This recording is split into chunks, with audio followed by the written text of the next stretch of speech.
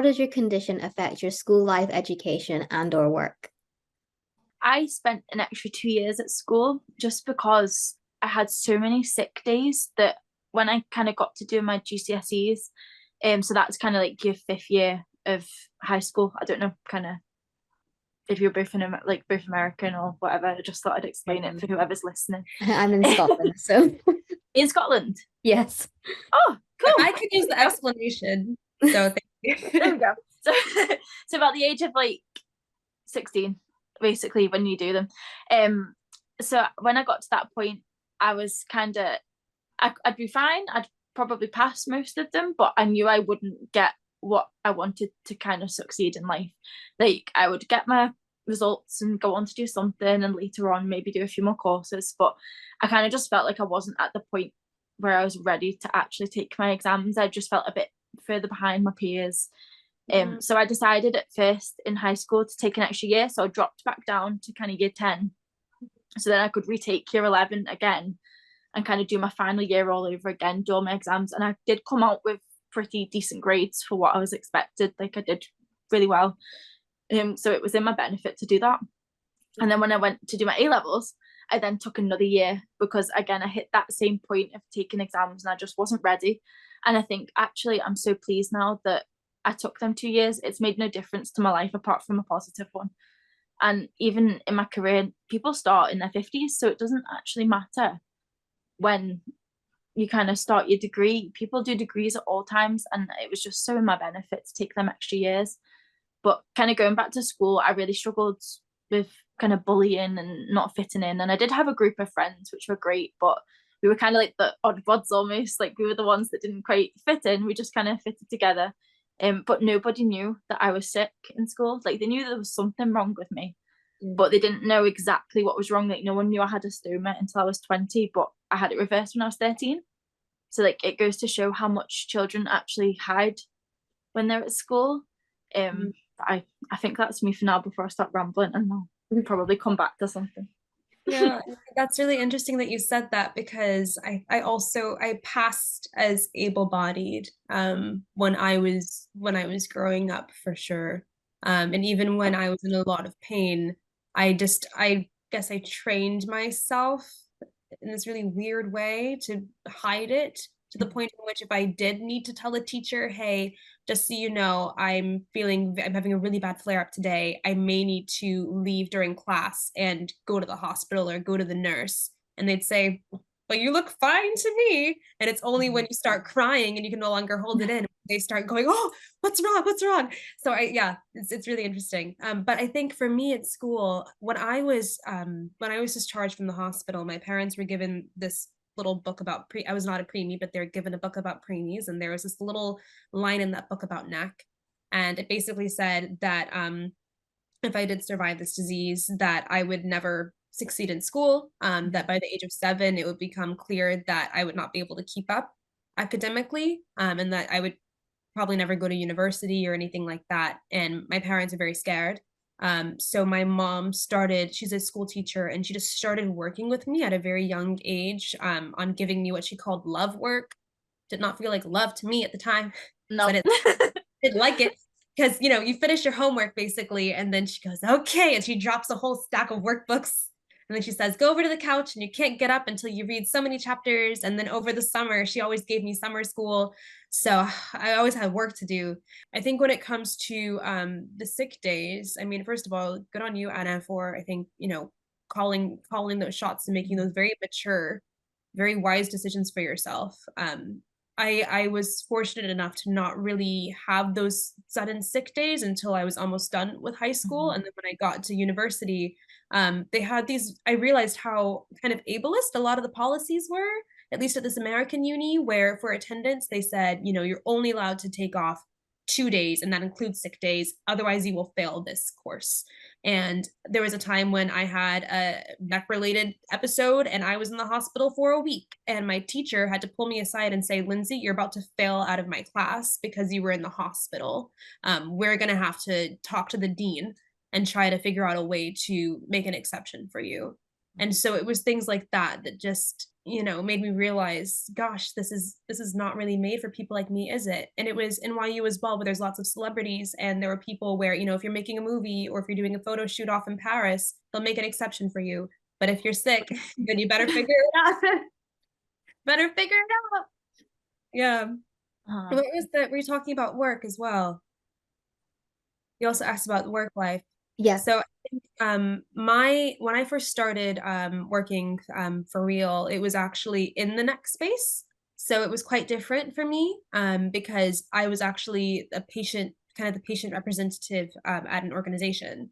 And so it was very different because it was personal. And I think the only thing for me where it became, I think, difficult at all was that when you are a patient and then you're working with sometimes like doctors and everything like that, and I had my storytelling degrees and a background that's a lot more creative, sometimes it can feel a bit intimidating, or sometimes you forget that you kind of have your own power as a patient when it comes to your own voice and perspective and your own sort of expertise. But I think in that space, it was that was, I think, probably the trickiest thing for me. And now I still work with patient advocacy, but on the side. So now I am, like I said, I'm an actor, and I also work in XR. So this is my very first, since February, this is my very first time really working in a professional space that doesn't have anything to do with my life, and that's quite nice. But I was scared because, especially now that I have this neurological disorder as well, which is very similar to MS, I was scared that I would never be able to have a career, and scared that, it's getting harder and harder for me to pass as able-bodied. And I thought, oh my goodness, no one's going to want to take me on because they're going to see me as a liability, and they're not going to want to give me a chance, because I have been in situations at university where I would not be able to get accommodations because my conditions are rare. And where, I've had teachers who would think I was just being lazy when really I was just, my hands stopped working and I couldn't take notes, and I was just asking if I could record a lecture. So it became, it's given me lots of anxiety, I think, about, a career in the future, being okay with me as I am and understanding that I can still do the work. I just may need a bit of understanding. And luckily, my job has been very kind about that. I work in a hospital, and obviously, having come from an unwell child, growing up in hospital, still going in and out of hospital, it's actually sometimes quite traumatizing. And I have a lot of PTSD from being in hospitals. Like, I quite recently had surgery, and as soon as I walked through the doors to kind of get my anesthetic all sorted, I was in tears because all the smells, they just are so familiar. The first time I saw a lady go under general anesthetic, I was in tears because the memory just came back to me, and I could like smell everything. I saw like the drip going in. It's just all such familiar smells and sounds, and I sometimes kind of have to reconsider working in a hospital environment because it does just bring me so much. Every 3 months I'm kind of breaking down, but then I come back because I really love my job. But then 3 months later I kind of get to a point like, oh no, I can't work in a hospital anymore. So I think that's kind of like an interesting angle to look at it as well. Yeah, definitely. That was something that at my job, when I was working in rare disease, that was quite difficult because of the fact that I I'm a young Black woman who looks fine and was walking in and saying that I had this condition that they thought I made up. I have been through lots of mistreatment by doctors, and so then to have a a workspace where doctors are also your colleagues, I did have moments where I had to kind of figure out how to put those not put those feelings aside, but kind of figure out like how to navigate that, and how to navigate that trauma, because it can be very re-traumatizing. So the next question is, how has your condition impacted your social life? I often missed out on things like sleepovers because I was so scared of like having an accident, or maybe like, so I had my bag when I was 13, so I started to kind of adventure out into the friendship world probably like 11, 12, 13. So I kind of still had it sometimes. And like things like sleepovers, like people would be eating like sweets and fizzy drinks, and they just kind of go straight through me. So obviously if I'm like eating sweets dead late at night and then going to sleep, I'd be so scared that my bag would like leak in someone else's house, and I'd have to change it, which is fine, but it's more the cleanup and trying to explain to people like that's fine, and it just makes you feel like really dirty. So I kind of like missed out a lot on sleepovers or maybe like parties and going to cinemas, and like I did go to restaurants and stuff, but I tended not to do quite a lot of that kind of stuff, and I feel like I almost missed out on it, but I probably didn't, because I did do other stuff. I did a lot of sport and kind of made my friends through that, and it was different because no one ever saw me as having problems. It was kind of like, oh, she's fine, she does this. And I did do quite well at sport as well, and I feel like that really helped because I was never seen to be kind of unwell and anything like that. But no, it's hard kind of being social when you've got an illness. Yeah, I think for some reason I feel, and I need to work on this obviously, but sometimes I feel a bit embarrassed when I, even if the person knows that I have a health issue, when I think I have a kind of symptom that reveals itself in a social environment, or if something happens. And I mean, even just like last night, I was with somebody and I was eating, and all of a sudden I was just in a ton of pain. And I was wondering, oh my gosh, I wonder if I have to go to the hospital, or I wonder how much worse this will get. And I was trying so hard just to not look like I was in agony. And I just felt this anxiety around it. And I think it's because it's so stigmatized to exist as we are in the society. I've had people that did not want anything to do with me when they found out about my medical history, or about the fact that I was a disabled person. There's lots of people who are very uncomfortable around people like us, and that's something that the older I'm getting, the more I'm realizing that's just I remember when I said to someone I wanted to get my stoma back, and she was like, why do you want to do that? And I was like, trying to obviously explain why, like a lot of reasons why I wouldn't want it, but why I would want it back, like why I wouldn't want to continue as I was. She's like, but do you not want to get married or anything? And I was like,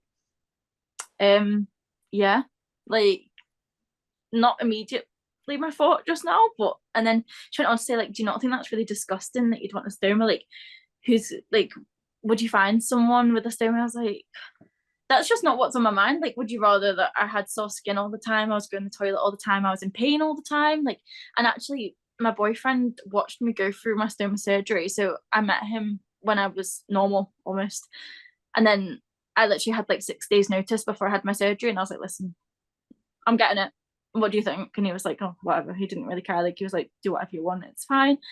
And he was great. Like, he doesn't care. Literally my bag like leaked on him the other day. Like it did it was all over him, and he was like, oh, it's fine, I probably had worse on me. I was like, okay, then that's fine. It's about finding the ones that see you as people, because this is just like, I have this condition the same way that I'm also like a woman, and I'm also from the US. It's just, it's not something that defines me. I think I've learned a lot from it. It has informed the way that I am, but I think it's wonderful that I have been able to find people in my life who see me for me. And some people will say, oh gosh, I have no idea how you're able to get through life existing like that. I could never live like that. I have had people who were even close to me say, if I just had one of your conditions, I don't think I'd be able to keep living.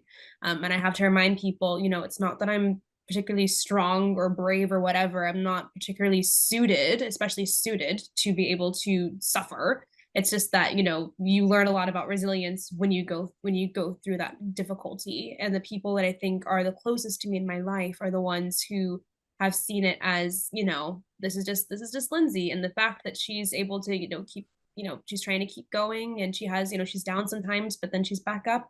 Like, that's why we love her. Has your condition affected your hobbies, and have you had to adapt to these in different ways? So I think for me, as I mentioned before, it's because I had issues with, I wasn't really able to play sports. That just immediately just made me an arts kid. And I was, I felt the sense of empowerment and capability when I was, singing, and when I was acting. And that's kind of just been something that stuck with me all along. And especially when I started to have more neurological issues, there was a point where when I was doing my creative writing master's dissertation at Cambridge, I lost the ability to read and write thanks to my neurological issues. And acting was actually the one thing that helped me to continue to function the way that I always have.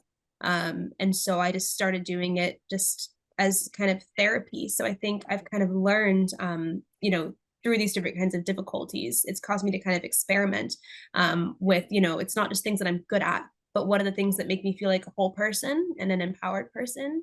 And so, yeah, my neurologist said, you know what, I'm going to prescribe acting to you because not only is it, helping you with your function, but it's also good for your well-being.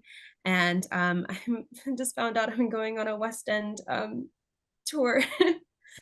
So it's really random, really random. And if I had never had, if I had never been ill, I probably would be in an office instead. So, it's just really random. And I'm not saying that I'm grateful for being sick, but I think like it's leaning into those hobbies. A hobby for someone who is sick is a lot more than just a hobby. If that's the thing that reminds you that you are that full capable person. And so, yeah. I run every Saturday morning at park run, and it's become like such a thing for me. Like, it's so nice. I can see people and make friends, and I travel around the world with it as well. Like, I do park runs in different countries, and it sounds like really silly, but it is. It's like, it's just amazing that you can go to somewhere else and meet someone from like literally the town next to you, but you've got such a similar thing that you both love. And I just really enjoy it. Like, I'm not a fast runner at all. Like, I can't even do a 5K in half an hour now. Like, I used to be able to, but now I just kind of enjoy things. There's no pressure anymore. I've took all the pressure off everything, and I think it's just learning that actually, yes, we didn't have the best start in life. We had a pretty traumatic start in life, and we need to now enjoy what we can. Like, school has been hard. Like, trying to grow up like a normal child is hard. So now that we've kind of hit this point, we need to learn to actually just enjoy what we can and not to put too much pressure on, and just enjoy our hobbies. Exactly. That's such a big part of, I think, adaptation and also of acceptance. And for people that I've met who have gotten those life-changing diagnoses later in life, I think there's kind of I feel like we kind of have like platinum membership. Like, we're old. We've been here. We've been around. That's the thing. Like, we've adapted from day one. We didn't really have to adapt because that's just how we had to learn to get on with life, I suppose. Like, I guess you could say my adaptation is the fact I have a stoma, but again, I don't, like, the only life I know without a stoma is my different, because my normal was with a stoma. So I think it's a bit different for us because we kind of we have had this from day one. We don't know any different. You don't really have memories from being the age of 1 or 2. So our kind of normal started as this. It's just that we have so much more going on in life anyway. We don't have to adapt from like a normal that happened maybe 10 years ago to now. It's just that kind of adaptations have happened from day one. Yeah, and it's that makes sense. What could people do to help make your daily life easier? Just like, honestly, it's so much easier. I think it would make my life so much easier if people could just, if I say, okay, I have this issue, all I need is just for you just to like, be understanding. All I ask is that you're just understanding, or if they are a gatekeeper to whatever resource I need, that they don't put so much energy into preventing me from accessing that little thing that I need. Because a lot of it does not take that much, I think, out of a person who, can make the difference between me getting accommodations. It does not take that much out of you to allow me to be, to let someone use the toilet, for instance, or, to be a little bit more understanding, or to be a bit kinder, or to not, make a big deal out of it if I cannot finish my food or if I cannot have a donut. It's just those little things that I think could make things a little bit more understanding. And then also, I think even just especially socially, I do often find myself putting myself in social situations or fulfilling social obligations when I know that I should be at home or probably even in the hospital, because I've had so many people be genuinely upset with me for having to take care of my health first. And so it's just those little things, just about, if there's someone in your life, if you're not a disabled person, not a sick person, but you have disabled or sick people in your life and you're watching this, I would definitely say that, just have a little bit of patience, have a little bit of compassion and understanding. Please don't take it personally if we say that we can't make it. It's not because we have something against you or that we're trying to be disingenuous. It's usually because we genuinely do need that space to take care of ourselves. And so that's all. I don't think it's much to ask from people. It would make my life a lot better. And it's really hard to say no to people, isn't it? Like, every time something happens, you try and kind of balance your diary and be like, oh, I have this day off here so I can rest that day, and then I have this day to do my washing, and I have this, like, you have to really kind of plan your days, because you just do get really, like, I get really, really tired.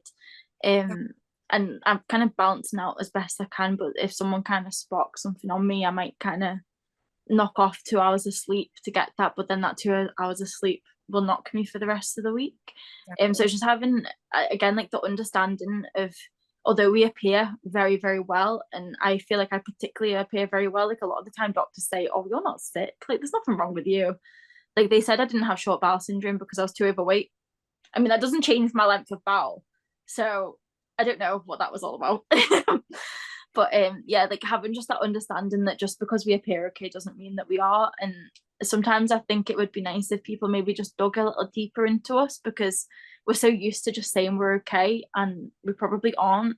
It's just we have to mask, like, we've spent our whole lives masking this, like, okayness, when actually if you just dug a little bit deeper, you'd probably find there's a lot more going on. It usually takes someone a couple of questions to get it out of me, just because I'm so used to not making a fuss. Like, if I'm unwell, people are like, oh, you should do this. I'm like, oh no, it's fine, I'll just go home, I'll get a rest. And I really put off kind of seeking treatment, almost because I'm so used to being unwell that I just don't really kind of panic, I guess, as the same person, like as a different person would. So yeah, just a bit of extra understanding would be nice, and a bit more time for us to kind of go through life as well. Just give us a little minute, maybe a little cup of tea, a cake, like, that would be nice. Yeah, and I think for the medical community, I would say it would be really helpful if we could just be believed, because often, I mean, this is something that I think affects lots of people in the rare disease community in particular, or people with hidden disabilities or what have you. Often when we seek medical attention, we are told, oh, like, what you have does not exist, especially because, they say, oh, we've never heard of it. And one thing that my colleagues, when I was working more professionally in the NEC space, told me was, oh yeah, as a doctor, I think a lot of us are more willing to say that something does not exist before we say that we have no idea what, like, what we're talking about. And so, the idea of going into a place where that there's something wrong with you, you have a diagnosis, and to be told constantly, oh, it must be because you're eating, I was once told, lay off the burgers. Like, oh, take care of yourself, you need to take better care of yourself. I've been accused of, like, it must be something that you did wrong. And sometimes I've been denied care until I confessed to whatever it was that I did wrong. Sometimes for several hours, the point in which I was no longer able to speak because I was shaking too much in pain, because they just did not want to believe me. That would make my life a lot easier if I could just be given the benefit of the doubt sometimes. I think Well, the thing is, there are so many rare conditions out there. No one expects doctors to know every single one. None of us are thinking that they need to know every single one to be able to treat them, What would happen to the God complex? What would happen to the God complex if they did not know every single thing out there? So it's really funny though. So obviously, like, I always saw doctors as being quite superior and scary, and, like, I mean, my consultant was lovely for pediatrics, like, so nice, like, he was great. And then obviously went to adults, and I did not ever even get a consultant. Like, I just had to beg people to look after me. And it's weird actually, now that I work with them, and when you actually get chatting to them, like, they're so friendly, and I think it's because they see me in a different light when I'm in uniform compared to when I'm a patient. Like, they're not the doctors that I would see as a patient, but it's funny the difference actually. And then when you start kind of chatting, like, when they hear my story, they're like, that's really interesting. And, like, they actually do take an interest in you. And I wish, like, we had that from our actual consultants and things, and they'd take a minute to actually ask, like, oh, where are you going on holiday? Like, there's just that kind of element of, I understand that doctors don't have much time. And especially when you see them in that capacity on a ward, you're like, oh, wow, like, actually, I now understand why you are the way you are with me. Like, it is a 15-minute appointment. It is okay, how can we fix you? That's fine, take that medication, away you go. Like, they don't really take a huge amount of time with you. But yeah, like, I just wish people would ask us more questions, maybe. Like, it'd be really nice, even if, like, people outside the medical field just took a little bit of an interest. Like, I'd love to answer any question. I always do when people ask. So yeah, I just feel like it'd be lovely if people could just take a bit more of an interest in it. And to treat me as a competent human being, and just to be kind. I understand that, especially people in the medical field are really overworked, and I completely understand that. But there was a time, I think one of the last times that I tried to find a gastroenterologist, I was struggling to keep down my food. And there were talks about the fact that I might need to be tube fed instead. And I could not even keep down water. And I had to get my teeth fixed. And I was really scared. And I went to this doctor and she was like, why would you come to see me? You know, there's nothing that I can do to help you. And I said, but what about this one symptom though? And she said, yeah, there's why I don't get why you're here. Like you should not be here. And she said, what are you studying again? And I told her at the time I was studying immersive storytelling. And she's like, yeah, you can afford it anyway. Dentists need to make money too. You'll be fine. And this is the kind of feedback that I've often gotten, is just this dismissal. And one time I also had to get an endoscopy done, even though I told them that I did not have my small bowel operated on. It was my colon. And I told them, I'm a singer. Can you please just make sure that you're careful when you put a tube down my throat? And also, can you make sure that I'm asleep because I'm panicking? And they said, oh yeah, like, honey, this has nothing to do with your vocal cords. It's nothing to do with your vocal cords. Okay, stop. And they gave me the sedative, or they said they did. And then I was perfectly lucid. And I said, wait, I'm too lucid right now. And they told me that I needed to be patient. They held me down and stuck things down my throat, and I was perfectly awake the whole time. And when I kept telling them, trying to signal for them to stop, they wouldn't. And I still, a year later, have damage to my esophagus that will never be fixed. So when I ride in a train, when I ride in a car, it hurts. I could not sing for like a year. So that basic dismissal is just, it's something that, can lead to so much damage to my quality of life. It's not just about like hurting my feelings. It's also about things that could, make my life a little bit harder. What are some future goals you have, and what obstacles do you face with trying to meet these due to your condition? I think like one of the things with us is it's really tough sometimes to get into work. So I was an air cadet like most of my kind of teen years, but I can't get into the RAF because of my medical history. And it's really kind of like tough because I'm probably like, I'm okay and I can manage my illness. Like I don't often have to get admitted to hospital or anything like that. But it's just that you're seen as like almost a liability to services because you have history and you have maybe like ongoing things. Even if they're well managed, they're not kind of perfect. Like it can sometimes be really quite tough to get into careers or just kind of even doing things. Like it's almost like we get both evils. Like there's never a kind of, you have this but you put up with this, but it's okay because you get this positive from it. It's always like you're kind of you're missing out on everything. So even things like claiming disability benefits, I know that's a big thing within the rare community because you're not seen as needing them, but actually you do put up with a lot on a daily basis. And it's just that you don't fit the criteria a lot of the time. I think that's the thing with us, like we don't fit a lot of criteria because there isn't a criteria there for us because we're so rare.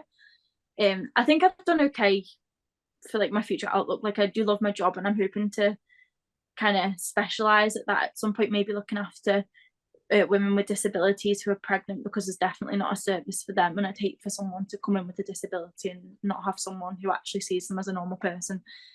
Or maybe going into neonatal and looking after NEC patients, so you can be like a surgical nurse in the neonatal unit. So I'm kind of looking into these aspects, but it is quite tough, like looking into the future and thinking, what limitations do I have because of something that happened to me at 6 hours old? I think for me with my goals, I think on a really personal level, just because there have been NEC survivors who have been dealing with fertility issues, and because there's just no research into any of that, I have absolutely no idea what my outlook will be. So I think getting those eggs frozen, that's a goal.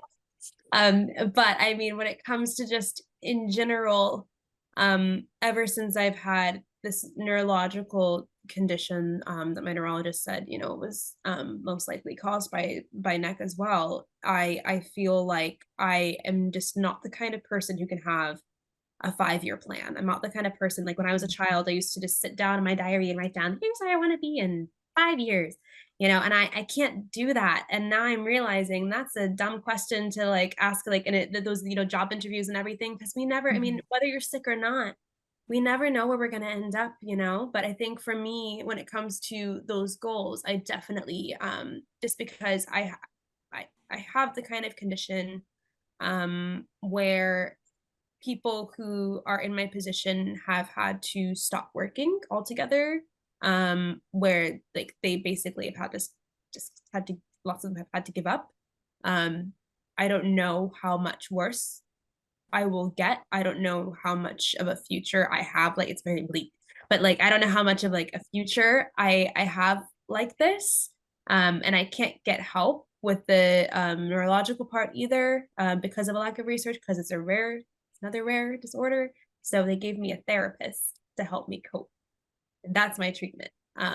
So I think when it comes to this, the idea of a goal, my goal is a lot more of not waiting for that moment to come where I will get a chance to do what I want.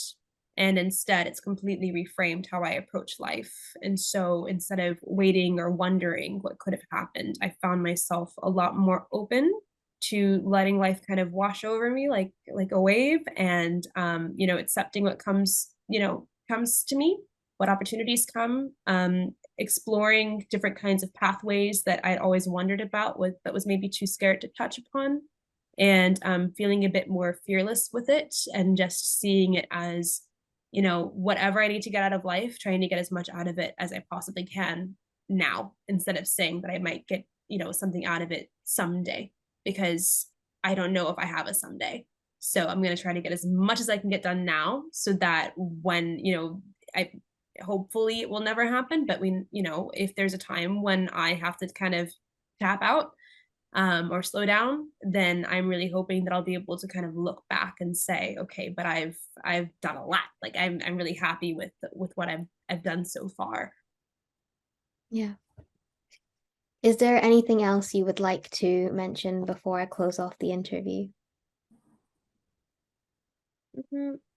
I would like to give a shout out to us rare disease patients, because I think that there's something to be said about the fact that it does give us this very unique outlook on life, and this very unique perspective.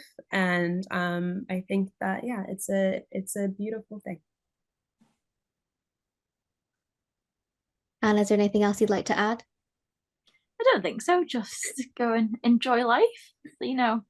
Like, we have our challenges, and it can be pretty rough most days.